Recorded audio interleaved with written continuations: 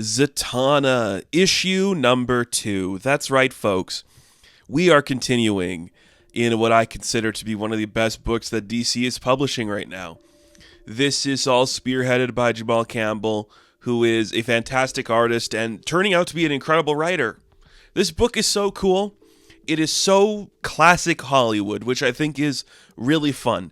There's two aesthetics I think you can play with perfectly with Zatanna.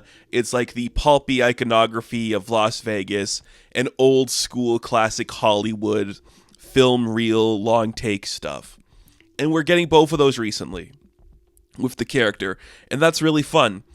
And considering this book is kind of like dealing with Zatanna in like a Hollywood setting, it makes perfect sense that a character that plays a key part in this issue is a classic Hollywood actor in the DC universe, the Blue Devil. So as we get into it, we'll talk more about the Blue Devil, but when we first open this book, we have another like once upon a time that was and was not. You know, here's like a thing, a magician gets lost in this magical world. He finds this woman who reaches out to help him and guides him to where he needs to go when he's lost and can only see Oblivion. Oblivion will find him, and it's, of course, the Oblivion Bar. Woohoo!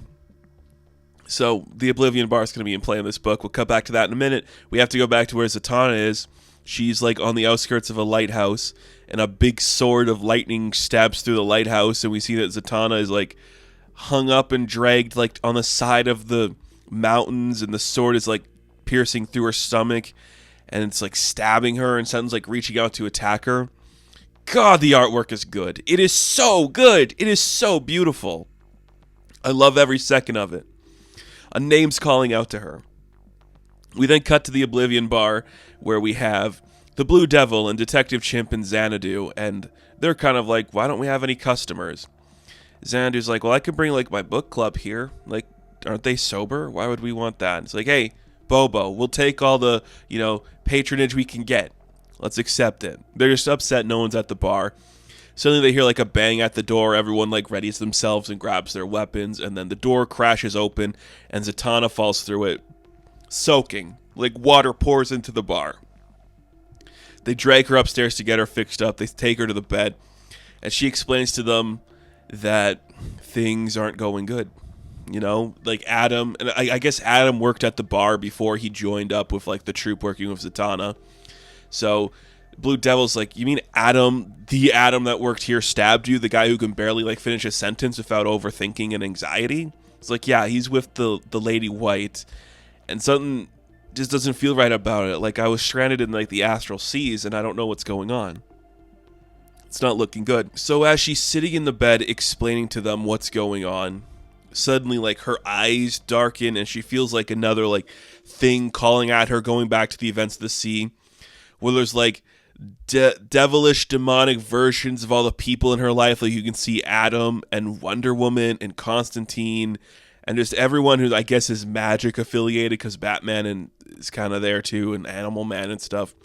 Like zombies stabbing her with the sword that's piercing her stomach, and she still feels the sword trapped in her stomach, though the others can't see it. The sword is there, so she like freaks out and climbs out of the bed, and she's just like, I'm okay, everything's okay, and she like leaves. She like sends herself home, and everyone's like, oh shit, that's not good. And their reaction isn't, let's give her some space. Their reaction is, well, we should prepare, because obviously what's going on with Zatanna is going to affect a lot of shit. So Zatanna sends herself home. She crashes onto the floor. The sword is still clearly through her. The hands are still reaching out to grab her. She's like, I gotta get this thing out of me. So I guess in the span of these pages, she like gets a wardrobe change, because she puts on like, I guess like a nightie or something just to like be ready for the sleep. But then she makes like a big pentagram on the ground using chalk and like different candles and stuff, and draws a thing on the ground. She sits in the middle of it, just trying to perform this extraction, whatever it could be. And then we see all like the hands reaching out of the pentagram to get her. Huge blast of light comes through the entirety of the house, blows up the windows, but suddenly they're like magically healed again. And when she wakes up the next day, she's like passed out on the ground. It doesn't look like anything happened, but the sword is kind of broken. She gets like a text from the people that she was working with at like the theater troupe. They're like, hey, we hope you're okay. Thanks for saving our lives again. We're just kind of worried like we haven't heard from you or Adam, so if you could give us a shout, that'd be pretty cool. And we see like she's kind of awake. The sword's kind of broken. It kind of worked, but not fully worked. And it goes without saying, but I'm going to repeat myself because that's what you do when you have a book like this. It is such good artwork. My God, I am looking at something gorgeous. And I don't know if this is just like my personal interest that makes this work or if it's some of the best stuff that DC is producing. I feel like this is a pitch that Jamal had for a long time, and now that they're able to execute it perfectly, all the time and dedication went into it. I think that's really cool. So then we go to the Crimson Palace nightclub where we follow the Lady White and Adam. And Adam's like carrying her groceries or like walking through a store in a nightclub, and there's so many demons around and everyone's freaking out. Turns out they are working for Brother Knight, and he's like dancing on top of like a stripper pole, drinking with other demons, just having fun. He's like, hey, dude, thanks for getting all that shit done of Zatanna, man. Come on, we're going to celebrate and have a good time. Clearly, Adam's like being possessed or just like taken advantage of in the situation. You do this thing, we'll save you in this, whatever. So Zatanna goes to Adam's house to try to talk to him. When she walks inside, something clearly weird's going on there. And then there's like a creak in like a nearby door. And she's like, I said I didn't need help. And in comes the Blue Devil. And he's like, hey, I know what you said, but nothing's going on at the bar anyways, and I need to see what's going on with you. She's like, it's fine. I'm serious. This is not something I want you doing. Like, whatever stabbed me is messing with my magic. I don't want to put you in harm's way. And he's like, come on. You know, you were there for me when I first got this costume stuck onto myself and I couldn't lose it. You guided me through so many painful moments, and we spent like nights watching movies to like help me get through the pains of what I was dealing here. And while we may not agree on like some of the movies we watch that I consider masterpieces, I owe you so much, so I'm not going to let anything bad happen to you in this situation. So why don't you just walk me through what's going on? Because I am somebody who cares for Adam as well as I care for you. So they look inside his apartment, decaying walls of flesh, disgusting. Who knows what that is?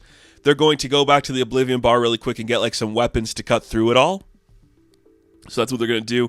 As they do that, Xanadu is like reading her cards in a very beautiful like splash page where it's just Zatanna and Blue Devil cutting through all like the decaying flesh. And Xanadu's like flipping over the cards, seeing who's going to do what. You know, you have the Eight of Swords, the Queen of Swords, High Priestess. I'm not really sure what all the cards represent, but like she flips over the last one, it's the Ten of Swords, which I believe means like death. I don't know. The guy's dead in the card, so that's what I'm assuming. I'm not too into like the tarot stuff. I don't mess with that shit. I don't need to go down that route. I'll read about it in a comic book. Don't ever do that to me, because I will not enjoy any outcome that comes from it. If some person who is some sort of spiritual connection to the world and they flip over cards and say something bad's about to happen to you, that will stay with me the rest of my life. So I'm not doing that shit. But they cut through the vines and they find like the decaying, decrepit body of Adam. And she's like, no, I just saw him yesterday. This looks like it was done weeks ago. Just kind of freaking out. Like, what happened to him? He looks like one of the disgusting zombies that Z saw attacking her earlier. So that's kind of putting her in like a rough edge too. She's like, oh, this isn't good. Whatever's doing this ain't working. So she tries to summon the imposter to come to them. Her magic isn't working properly. It almost like defeats her again. But the TV does turn on and she's able to like see like the Lady White is on TV. And somebody in the film reel with her looks very familiar. And it's like, okay, I guess I gotta figure out who that is. So he's like, I'm gonna find him, but she also like uses her magic to like chain up Blue Devil so he can't come with her because she's not putting anyone else in harm's way. Classic superhero stuff of just like, I'm messed up, I'm not letting anyone else get caught up in my messed upness. So he's chained up. She's going to use her powers to like climb through the television to figure that out. Not the best idea in the world, but hey, that's Zatanna. She has to do this herself. It's her book. So she climbs through. She ends up in another like classic old school movie, black and white. She sticks out in color. Everything's looking weird and crazy. Just like a classic Shining dance. You know in The Shining when they go back in time and everything's crazy? Yeah, it looks like that. So she's stumbling through this crowd, bumping into a lot of different people, just trying to make heads and tails of everything. And she bumps into a guy and he's like, oh, no need to apologize. You, Bruce? And she's dancing with Bruce Wayne. I'm guessing it's Bruce Wayne because what other Bruce would you use in DC Comics. There's only one you want, right? So yeah, look at that. And his eyebrows in the last page kind of look bat-shaped. So yeah, that's really fun. I like when they do something with these two characters. There's definitely a fun angle to play with. I think it could be like a really fun brother-sister energy. I don't like when people try to make them a romantic pairing. But we'll see how this goes. It's classic magic stuff, like tarot cards and magicians and demons and stuff. Classic old school horror. You have a guy who's literally an actor in horror movies who's trapped as a devil as the sidekick in this issue. And it's Jamal Campbell doing the best work of his career. Like, it's unbelievable. I cannot sell you how much this book looks gorgeous. It is so gorgeous. I love it to no end. I think it's perfect. I honestly think the artwork in this book is perfect. It is so totally what I like to see. And you have the perfect pair-up of artist and character to make something truly special. Curious to see where this book is going. I'm impressed with it to no end. I love it. So totally my vibe. So, Zatanna, issue number 2, I am going to give a 10 out of 10.